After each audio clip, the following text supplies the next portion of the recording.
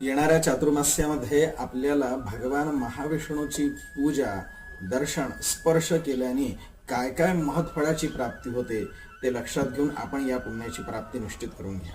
या चातुर्मासामध्ये आपल्याला भगवान महाविष्णूच्या केवळ दर्शनाने आपल्याला उत्तम अशा गोदानाची फळप्राप्ती होते असं धर्मशास्त्र सांगतं। आणि महाविष्णूंच्या चरणांना जर आपण स्पर्श केला तर व्यक्ती कृतकृत्य होत असतो।